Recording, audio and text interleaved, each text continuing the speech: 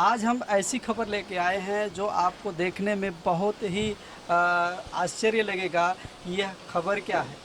उसी तरह से इस राजनीतिक अखाड़े में भी देखा गया है कि खास करके मैं पांडेसरा में बालाजी नगर में एक ऐसे शख्स रहते हैं जिनका नाम है राम विजय पटेल, जो उत्तर प्रदेश के मऊ ज़िले के निवासी हैं। और उन्होंने एक यहाँ पे समाज सेवी हैं बंसु जुगरू यादव, जो आज भारतीय जनता पार्टी के जीते हुए प्रत्याशी हैं। वह जब चुनाव लड़ रहे थे, जिस समय पहली बार उन्होंने चुनाव लड़ा तो जो है चुनाव हार गए थे। कांग्रेस पार्टी से चुनाव लड़े थे और हारने के बाद उनके एक बहुत ही दिली रिश्ता, दिली दोस्त थे, जिगरी दोस्त जिसको कहा जा सकता है।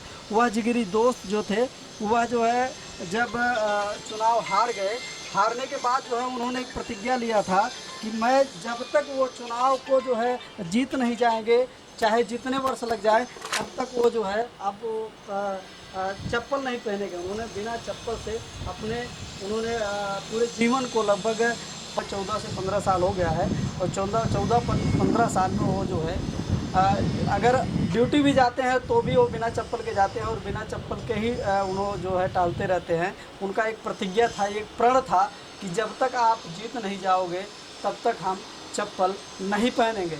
आज इंडिया दस्तक उनके घर पे पहुंचा है और उनसे जानने की कोशिश करता है कि यह जो प्रतिज्ञा आपका जो है कब लिए थे और क्या आपका उनसे रिलेशन है और आपकी प्रतिज्ञा पूरी हुई तो आपको कैसा लग रहा है। तो आइए हम जानते हैं। सबसे पहले मुलाकात कराते हैं। जी, आपका नाम क्या सर? नाम राम विनय रघुनाथ पटेल है। हम लोग बंसु यादव से लमसम 2006-7 से जुड़ाव है, लगाव है। जब वो पर्चा दाखिला किए, उनका पर्चा कैंसिल कर दिया गया। फिर हम लोगों ने ऐसे उतू करते करते मिलते जुलते रहते थे। बाद में फिर हमको कांग्रेस से टिकट मिला। हम लोग लड़े, जन जन से दिल से संपर्क किए। सुबह 7 बजे निकलते थे तो रात को 11 बजे आते थे, 10 बजे आते थे, मिलते जुलते थे। फिर चुनाव हारने के बाद ऐसा लगा कि हमने कुछ खो दिया है, पाते पाते खो दिया है। तो बहुत से लोगों को सदमा लगा, मगर मुझे शायद कुछ ज़्यादा फील हुआ। इसके लिए मैंने वहीं पे कसम खाया कि आज के बाद जब तक इनको मैं जिता नहीं लूँगा तब तक बिना जूता चप्पल के ही ऐसे चलता रहूँगा। फिर ऐसे क्रम चलता रहा। फिर 2 बार हम लोग निर्दलीय लड़े, फिर भी करीब करीब तक पहुंच करके भी हार जाते थे।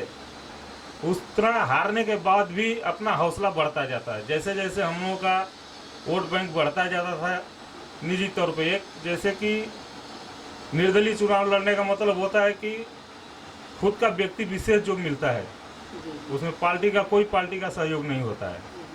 कितना हमने बनाया है वही हमको एहसास होता था कि हम तो करीब पहुंच चुके हैं, चलो अगली बार ऐसा मेहनत करेंगे तो थोड़ा और आगे जाएंगे। ऐसे कर करके हम लोग मेहनत करते गए और बढ़ते गए। फिर हमको टिकट मिला पार्टी से, तो दिल में आस थी कि मतलब इस बार कम से कम तो निकल ही जाएंगे। फिर हम लोगों ने मेहनत करना चालू किया। फिर इसके बाद बंसु भाई यादव जीत गए। जीतने के बाद बहुत अच्छा दिल में खुशी महसूस हुई। आप मतलब आपकी प्रतिज्ञा पूरी हुई? मेरी प्रतिज्ञा पूरी हो गई।